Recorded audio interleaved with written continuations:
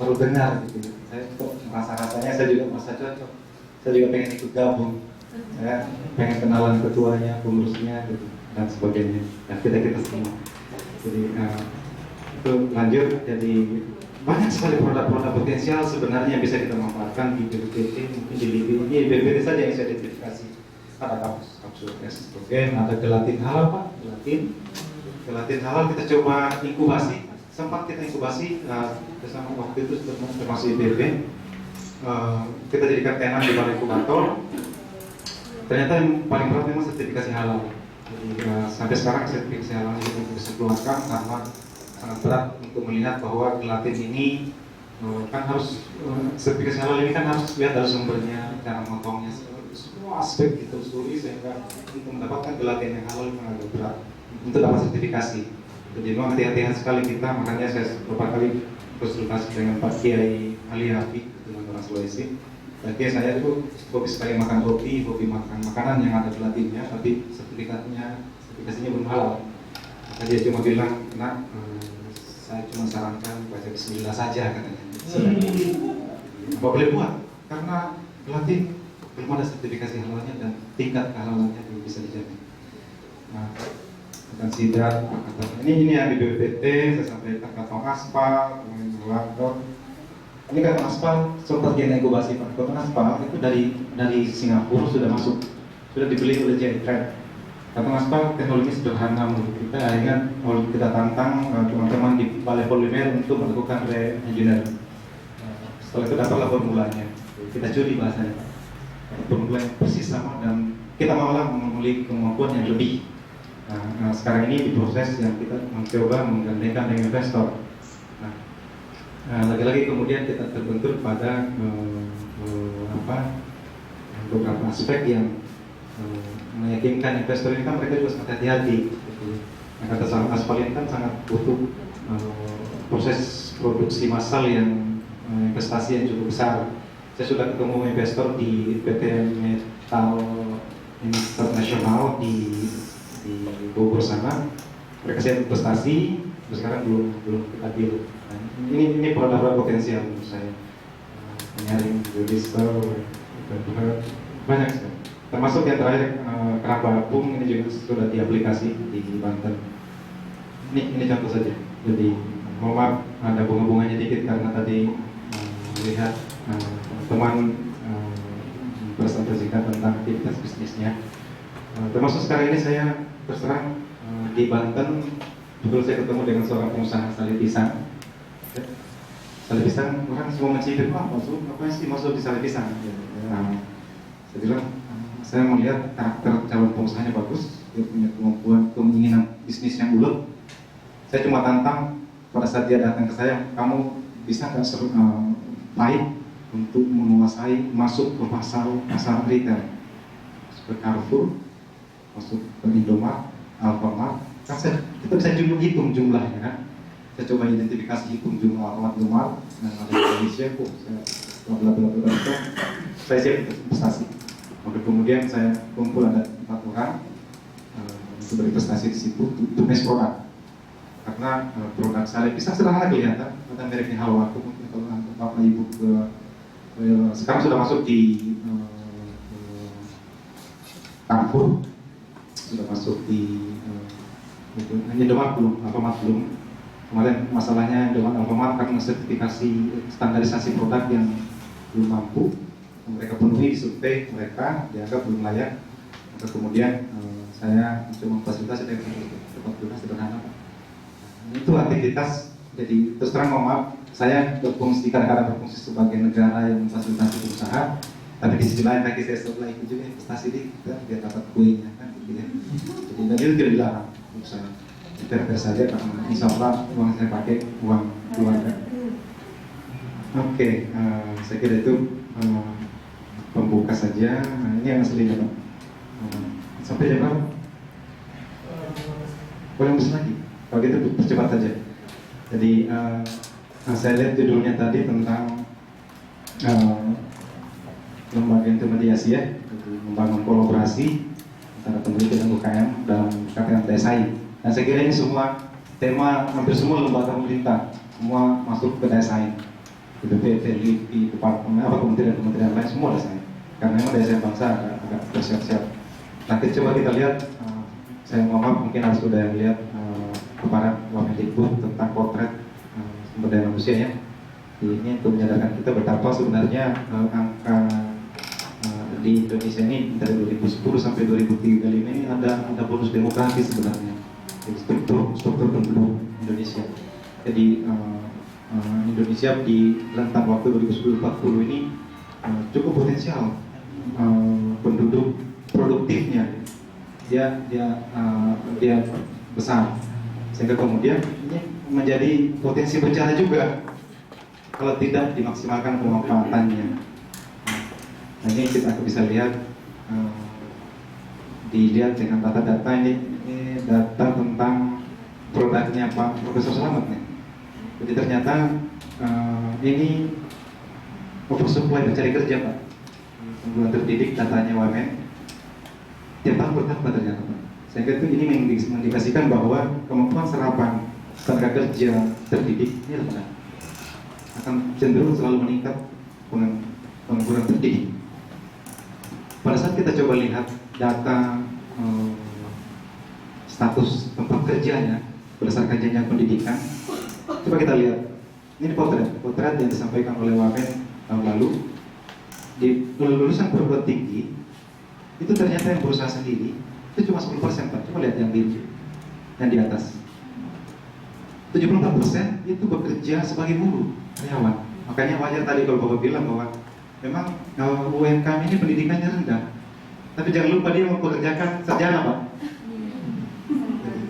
Makanya kemarin saya mencoba menggelitik, mungkin bukan dalam kapasitas mau menghina teman-teman yang alumni perguruan tinggi, tapi mengingatkan. Saya undang seorang yang tidak lulus SD tapi menjadi pengusaha besar di Kalimantan. Saya undang untuk presentasikan bisnisnya di hadapan 1.000 pengusaha komunitas saudagar Bugis Makassar. Dia presentasi, dia adalah tidak lulus, tapi setelah itu dia tunjukkan profil pegawainya. Dia mau dengan saya tidak sarjana, tidak bisa membaca, tidak bisa bahasa Inggris, apalagi bahasa Jepang. Tapi tahu nggak katanya?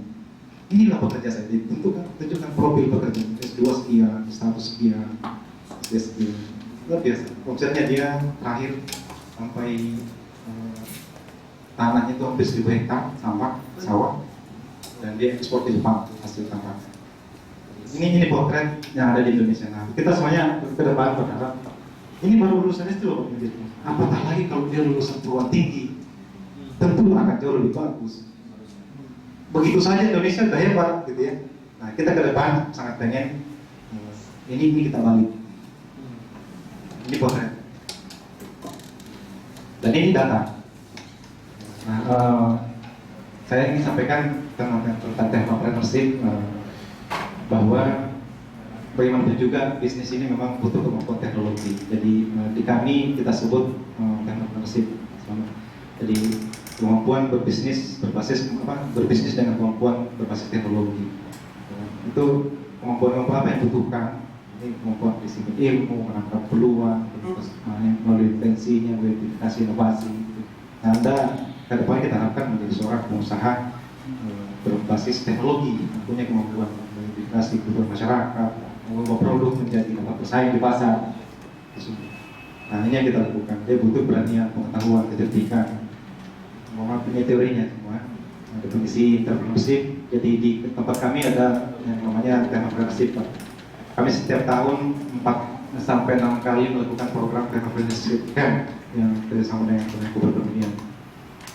Nah, kenapa pengembangan technopreneur itu penting? Ini dalam kaitannya dengan intermediasi tadi ya. Jadi kita butuh intermediasi antara riset dengan UMKM, dengan penelitian, pertemuan dengan industri.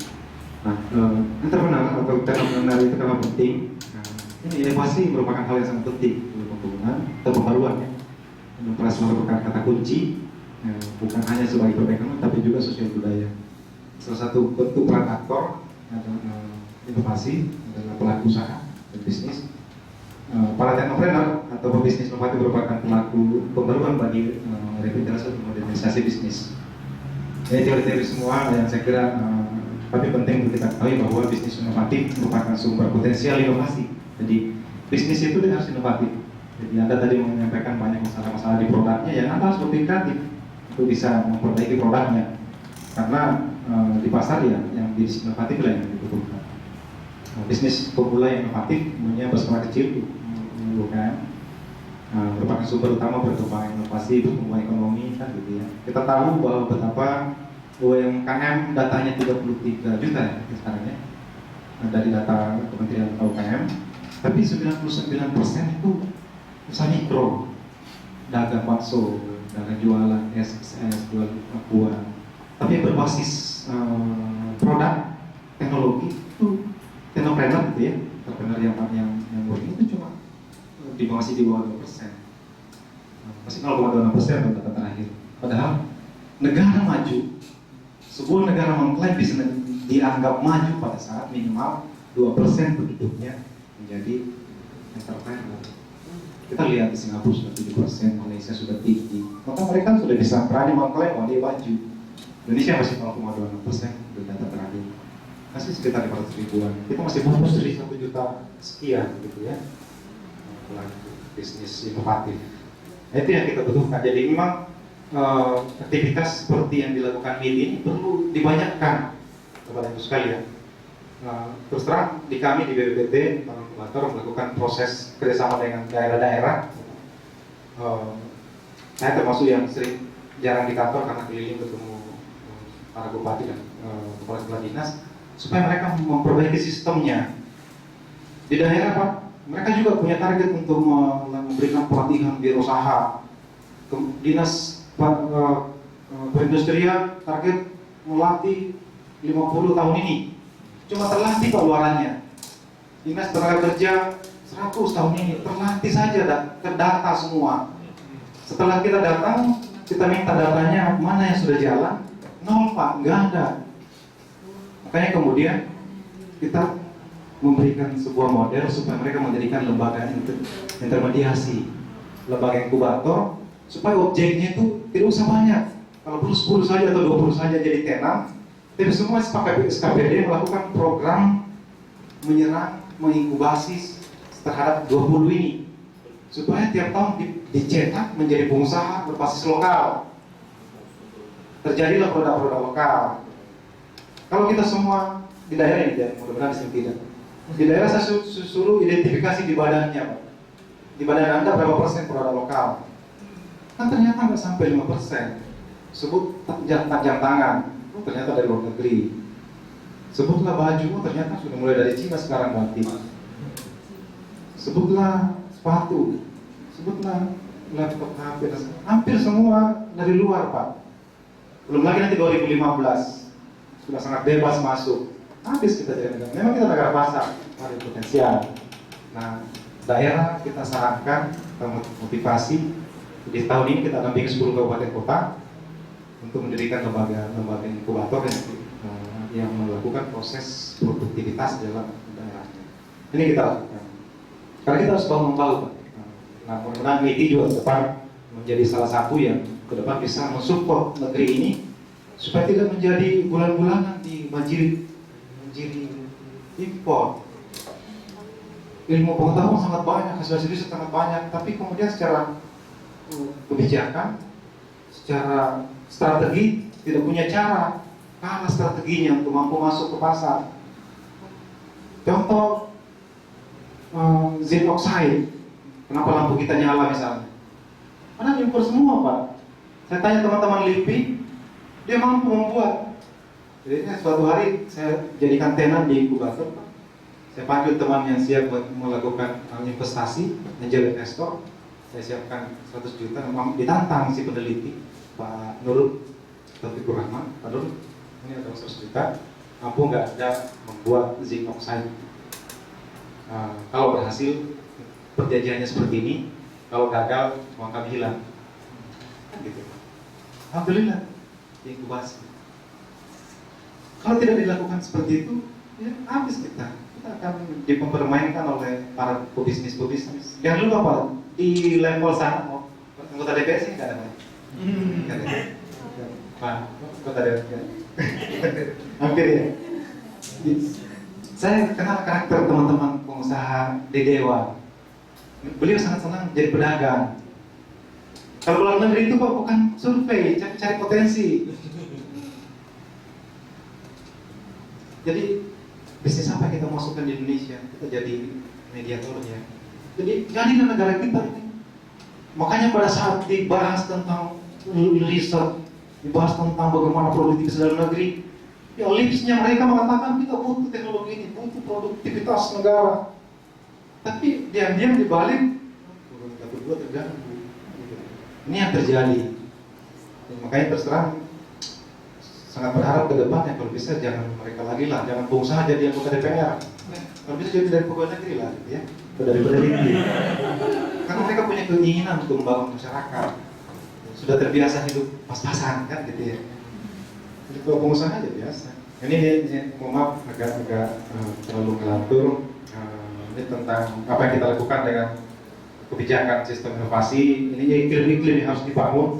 Inovasi iklim lingkungan, penyedia, pengguna, keterikatan interaksi, budaya kreatif, fokus keterbetulan dan pengelolaan. Apa-apa yang harus diperkuat di iklim lingkungan, regulasi, kan gitu ya. Pemerintah yang pro bisnis inovatif. Pemerintah pro bisnis Pak. Sarana prasarana, pembiayaan, keuangan, insentif. Nah di kami sudah melakukan pemetaan insentif Pak. Jadi nanti ada buku kita sebar insentif bagi pengusaha pemula. Kemudian dukungan yang memadai. Kelembagaannya, pengembangan supply-nya, kemudian dukungan pengetahuan inovasi itu yang banyak sekali sebenarnya yang harus diberikan kepada perkuatan daya dukung peningkatan daya saing produk inovatif. Proses pelayanan membawa kepada kemajuan. Jadi bisnis itu harus inovatif. Dia perusahaan punya harus kemitraan, Anda punya jaringan pengetahuan dengan bisnis. Anda harus dibimbing gitu ya dengan teknis. Fasilitasi oleh negara, kan gitu. Anda berjuang sendiri, saya lihat salah menurut saya. Nggak boleh. Kalau Anda jalan sendiri dan salah sendiri, kenapa tidak ke inkubator? Kenapa tidak ke inkubator IPB? Jadi Anda tipu-tipu sendiri, padahal saya dulu memang tidak tahu, jadi saya tipu nggak apa-apa. Waktu itu belum ada inkubator Pak, tapi kan bagian dari belajar. Nah, sekarang salah lagi kalau sudah 23 tahun yang lalu sama sekarang Anda tipu juga atau kurang bersaing juga, menurut saya nggak boleh. Jadi Anda harus memanfaatkan fungsi-fungsi negara. Berbisnis sekarang, jangan lupa hasil Anda siap digilas, gitu ya. Ngapain perusahaan yang potensi menggilas Anda? Jadi Anda harus punya pembela yang kuat. Memanfaatkan fungsi negara. Di IPB bisa melindungi kok. Kalau di BPT nggak bisa. Ini boleh inovatif, kemudian hubungan sosial, kemudian strategi bisnis pasar. Ini kita lakukan semua Pak di BPPT, khususnya di lembaga kami. Kemudian semua calon-calon pengusaha baru itu kita latih semua bagaimana model-model bisnis yang mereka bisa lakukan, gitu ya. Kemudian pemanfaatan dinamika global dan lain-lain. Nah, secara potret umum bahwa pengembangan ekonomi kita lihat ada 3 aspek. Ada perbaikan bisnis yang existing, jadi seperti Anda semestinya itu masuk dibina oleh ada yang namanya DJBB atau BDSP artinya. Jadi pernah dengar bisnis development service provider, ada jasa pengembangan bisnis. Itu fungsi negara bisa masuk, ada lembaganya, ada kemudian kalau Anda mau mengembangkan bisnis baru, masuk ke lembaga inkubator. Perguruan tinggi punya inkubator. Nanti sekarang karena saking perhatiannya pemerintah Indonesia kita ini kepada pengembangan bisnis baru, maka sekarang sudah ada Perpres tentang inkubator kewirausahaan. Presiden itu sudah keluarkan Perpres, sehingga kemudian semua nanti daerah-daerah diharapkan memiliki inkubator di daerahnya supaya fungsi-fungsi penguatan industri baru itu ada. Tidak terjadi lagi yang baru digilas mati. Bisnis-bisnis yang existing itu juga diharapkan didampingi. Nah, ini rantai potret pengembangan, ini desain yang kita coba identifikasi bagaimana mengembangkan produk-produk yang ada dalam negeri. Nah, ini kolaborasi yang kita lakukan, jaringan-jaringan hubungan antara BPPT dengan pusat inovasi yang nanti akan berdiri di setiap daerah. Pusat inovasi kita sebut ada dua, ada BDSP, ada inkubator. Minimal jasa layanan, kalau dia mengklaim dirinya di lembaga pusat inovasi, dia punya harus kemampuan jasa layanan berbasis teknologi, prototyping, pengujian, inkubasi bisnis, teknologi, bisnis. Kemudian dia harus mampu memberikan pengembangan SDM UMKM-nya. Jadi Anda tidak usah bayar, tidak usah bayar lagi kalau ikut pelatihan bisnis. Datang saja ke lembaga-lembaga negara untuk mendapatkan pelatihan bisnis, kemampuan Anda untuk berbisnis, semua aspek, keuangan, manajemen, desain, dan sebagainya. Termasuk fasilitasi akses pembiayaan, itu bisa difasilitasi oleh negara. Ristek banyak. Nah ini model saja, kita harapkan ini contoh saja bahwa ke depan ya ada ibu UMKM inovatif yang tercipta di negara kita. Ini contoh kerangka desain saja. Nah, ini yang semua orang sampai menyadari lembaga penelitian memang seperti ini Pak. Ada yang kita sebut dengan value of death. Jadi ada jurang kematian antara invensi atau peneliti dengan bisnis itu sendiri. Itulah kemudian dibutuhkan lembaga intermediasi. Mudah-mudahan kemudian saya nggak tahu MITI ke depan juga memposisikan dirinya sebagai lembaga intermediasi.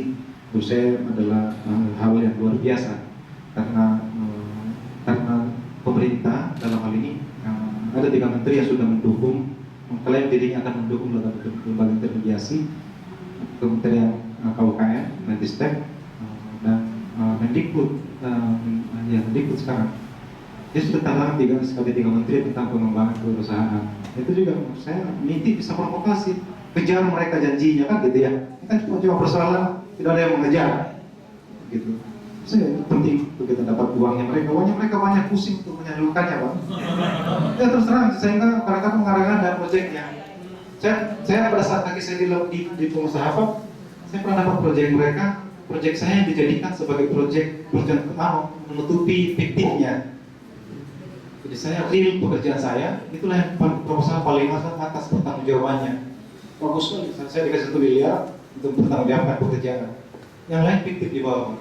Alhamdulillah 3 tahun kemudian ketua KPK dipanggil KPK salah satu pejabatnya. Itu yang terjadi.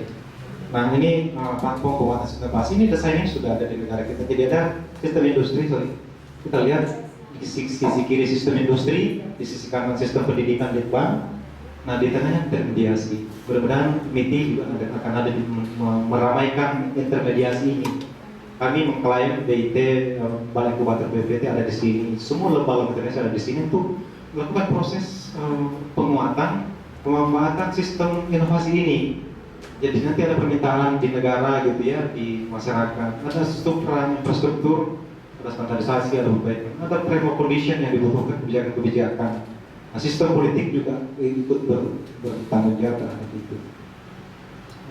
Maaf, mungkin lebih waktunya ini saja sedikit tentang apa yang kami lakukan di inkubator. Ini saja kelanjutan, jadi bagaimana proses aktivitas yang dilakukan oleh lembaga-lembaga intermediasi inkubator. Ini bagaimana sebuah proses teknologi dengan pun masuk untuk proses inkubasi di semua negara yang sudah maju. Kita pahami bahwa proses inkubasi dibutuhkan. Jadi di Cina sekarang kalau Bapak mungkin search di internet atau datang ke sana lihat betapa inkubator yang tadinya cuma beberapa biji sekarang sudah ribuan inkubator berdiri di sana. Nah, lembaga intermediasi. Jadi harapannya ya mudah-mudahan itu juga menjadi lembaga intermediasi sehingga kita bisa bersaing dengan Cina. Nah, semua lembaga intermediasi difasilitasi oleh negara sehingga kenapa kemudian kita kebanjiran produk dari sana yang terjadi. Nah ini prinsip inkubator yang saya sampaikan tadi. Secara pengusaha ini Anda namanya mestinya Anda di sini dulu, dimasukkan ke rumah, diinkubasi, dikuatkan di semua aspek. Sudah boleh produksi loh, sudah boleh diproduksi, sudah boleh uji jual, silahkan ambil uangnya. Tapi ini semua pakai fasilitas negara. Anda dilatih training bisnis teknologi, Anda diberikan kemampuan aspek apa saja gitu ya. Nah, keluar dari rumah ini Anda jadi usaha, kan gitu. Itu yang kita lakukan. Nah ini prinsip inkubasi yang kami lakukan. Ada pre-incubation, ada post incubation. Ini kita lakukan di tempat kami, dan ini juga pola ini yang sudah kita sampaikan ke beberapa kabupaten kota. Tahun ini sudah hampir 20 kabupaten kota yang mendirikan inkubator, dan hampir semua kita target untuk membuat produk-produk identitas daerahnya supaya tumbuh UMKM kuat berbasis kemampuan lokal di daerah masing-masing. Ini contoh-contoh produk saja yang kita lakukan. Ini space yang kita contohkan kalau inkubator itu minimal ada seperti itu. Saya kira itu dari saya, kurang lebihnya mohon dimaafkan, mohon maaf kalau logat saya masih kedengaran lagu-lagu Makassar karena tidak bisa hilang ternyata identitas Sulawesi. Terima kasih. Assalamualaikum warahmatullahi wabarakatuh.